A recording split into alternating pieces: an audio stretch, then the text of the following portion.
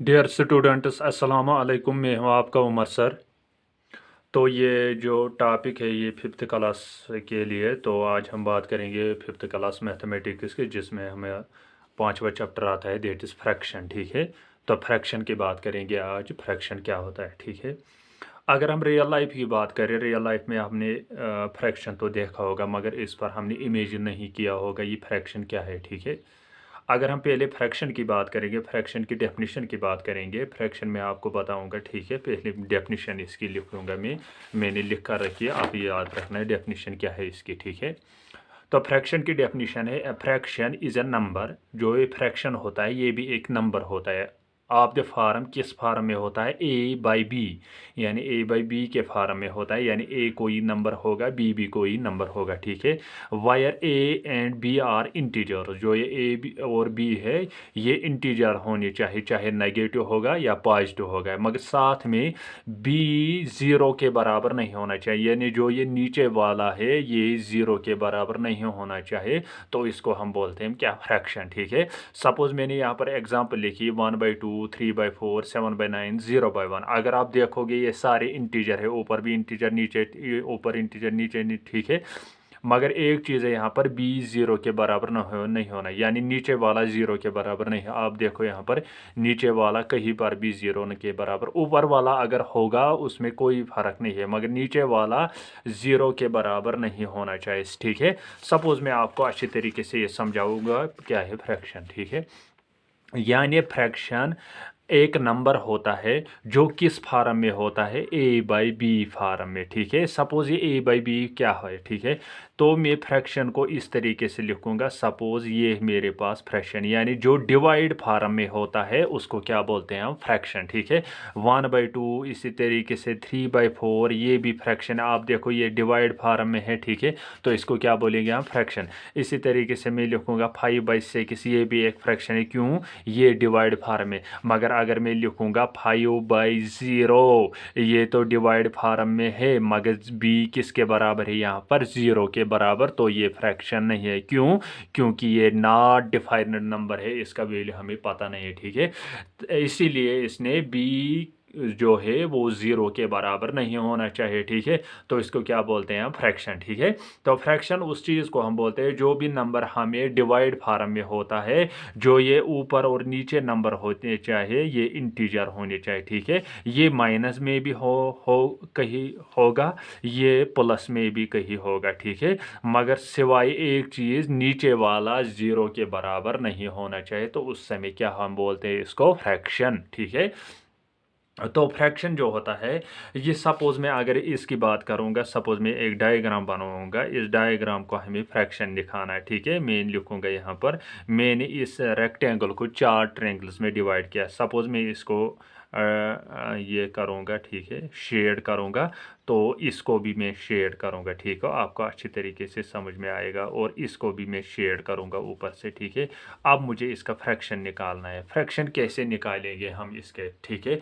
तो पहले आपको डिवाइड में नीचे वाले में लिखना है कितने ट्रायंगल्स हैं यहाँ पर, कितने डब्बे हैं, एक है, दो है, तीन है और चार है। तो मैं लिखूंगा नीचे 4, ठीक है। अब ऊपर क्या लिखना है, ऊपर आपको लिखना है, सपोज आपको अगर शेड रीजन का रेशो निकालना है, ठीक है। तो आप लिखोगे शेड रीजन कितने हैं यहाँ पर, 3 है, तो ये बन जाएगा इसका फ्रैक्शन, ठीक है। अगर आपको बिना शेडेड वाले रीजन को दिखाना है, ठीक है, बिना शेडेड वाले कितने हैं यहाँ पर, एक, तो मैं लिखूंगा 1/4, तो ठीक है। तो इस तरीके से हम फ्रैक्शन निकालें। सपोज मैं बनाऊंगा यहाँ पर और एक फिगर, ठीक है, यहाँ पर। तो मैं इसको शेड करूँगा और इसको नीचे वाले को शेड करूँगा, ठीक है। अब इसका फ्रैक्शन निकाल, पहले आपको देखना है कितने हैं ये, 1 2 3 4 5 और 6। तो मैं लिखूँगा नीचे 6, ठीक है। इसके बाद आपको अगर क्वेश्चन आएगा आपको शेडेड वाले की फ्रैक्शन निकाल, तो शेडेड वाले कितने हैं यहाँ पर, 2 है, तो मैं लिखूँगा 2/6।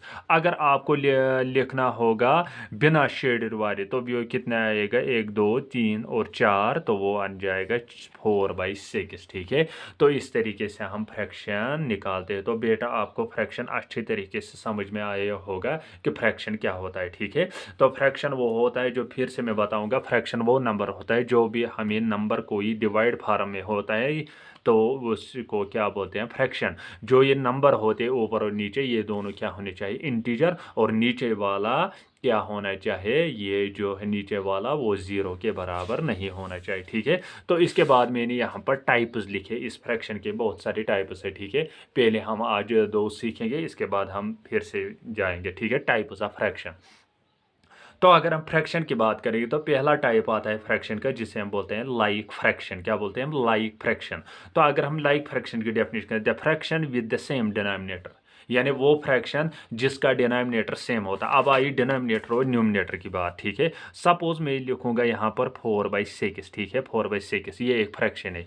तो ऊपर वाला जो है उसको हम क्या बोलते हैं, न्यूमिनेटर। क्या बोलते हैं, न्यूमिनेटर। ठीक है, तो जो ये नीचे वाला, इसको हम बोलते हैं डिनोमिनेटर। क्या बोलते हैं, डिनोमिनेटर। ठीक है, ठीक है, तो डिनोमिनेटर, न्यूमिनेटर और डिनोमिनेटर, न्यूमिनेटर ऊपर वाले को, डिनोमिनेटर नीचे वाले को। तो यहाँ पर क्या है, यहाँ पर है जिसका डिनोमिनेटर सेम होता है उसको क्या बोलते हैं हम, लाइक फ्रैक्शन। आप देखो 4/2 डिनोमिनेटर 2, 7/2 डिनोमिनेटर 2, 9/2 डिनोमिनेटर 2। ठीक है, तो इस तरीके से हम इनको क्या बोलते हैं, लाइक फ्रैक्शन। सपोज मैं लिखूंगा 1/2, 1/8। ठीक है, इसी तरीके से 9/8, तो इसी तरीके से 7/8, इसी तरीके से 4/8। आप देखो नीचे क्या है, डिनोमिनेटर इनका 8, तो इसको क्या बोलते हैं हम, लाइक फ्रैक्शंस। क्या बोलते हैं हम, लाइक फ्रैक्शंस। ठीक है, याद बेटा, याद रखना, इनको क्या बोलते हैं हम, लाइक फ्रैक्शंस। लाइक फ्रैक्शंस वो फ्रैक्शंस कहलाते हैं जिनका डिनोमिनेटर सेम होता है, जिनका नीचे वाला हिस्सा सेम होता है, तो उसको क्या बोलते हैं हम,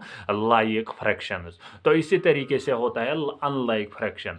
अनलाइक फ्रैक्शन उस फ्रैक्शन को कहते हैं, उन फ्रैक्शंस को कहते हैं जिनका डिनोमिनेटर डिफरेंट होता है, यानी जिनका नीचे वाला हिस्सा डिफरेंट होता है। ठीक है, तो उसको क्या, उनको क्या बोलते हैं हम, लाइक अनलाइक फ्रैक्शन। सपोज मैं लिखूंगा 1/2 और यहाँ पर लिखूंगा 1/9/6, इसी तरीके से 6/3, इसी तरीके से मैं लिखूंगा 10/9। अगर आप देखोगे यहाँ पर नीचे वाला क्या है, नीचे वाला सारे नंबर का डिफरेंट है, तो इसको क्या बोलते हैं हम, अनलाइक फ्रैक्शन। अनलाइक फ्रैक्शन बेटा, अनलाइक फ्रैक्शन।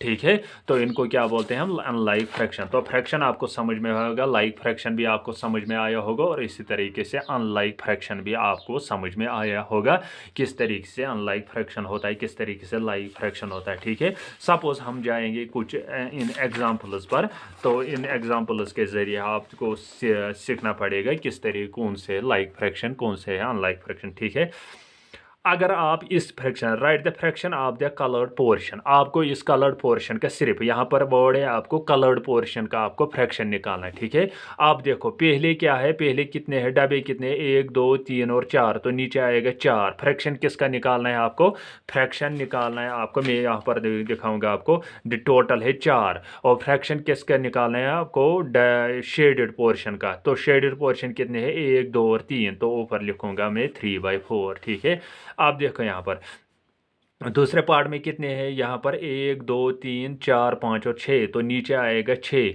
और शेडेड पोर्शन कितने हैं, शेडेड पोर्शन है 2, तो ये आ जाएगा 2/6। इसी तरीके से तीसरे वाले पर देखो, 1 2 3 4 5 6 7 8, तो नीचे क्या आएगा, 8। आप देखना है आपको शेडेड पोर्शन, शेडेड पोर्शन कितने हैं, 1 2 3 और 4, तो ऊपर आएगा 4/8। ठीक है, 4/8। ठीक है, इसी तरीके से आपको बहुत सारे एग्जाम्पल्स आएंगे, तो इन एग्जाम्पल्स को सॉल्व करने के लिए आपको पहले देखना है क्या ये लाइए, कौन से चीज़ हमें निकालना है, क्या निकालना है। ठीक है, तो सपोज अब आप देखोगे यहाँ पर fraction with the same denominator are called, कौन से फ्रैक्शन, जिनका डिनोमिनेटर सेम होता है तो उन फ्रैक्शन उसको क्या बोलते हैं हम, यहाँ पर देखो डिनोमिनेटर इनका सेम, तो उसको क्या बोलते हैं, अभी मैंने बताया आपको, उनको क्या बोलते हैं हम, लाइक फ्रैक्शन। क्या बोलते हैं हम, लाइक फ्रैक्शन। तो ये क्या कहलाएगा, लाइक फ्रैक्शन। ठीक है, तो इसी तरह fraction with the denominator, different denominator, जिनका डिनोमिनेटर डिफरेंट होता है उनको क्या बोलते हैं, अनलाइक फ्रैक्शन। क्या बोलते हैं हम,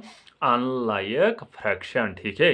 तो इस तरीके से हम फ्रैक्शन को निकालते हैं। फ्रैक्शन को सीखने के लिए आपको पूरी अच्छी तरीके से फ्रैक्शन को सीखना होगा कि फ्रैक्शन क्या होता है, ठीक है। तो बेटा मिलते हैं नेक्स्ट वीडियो में, तब तक के लिए बाय बाय।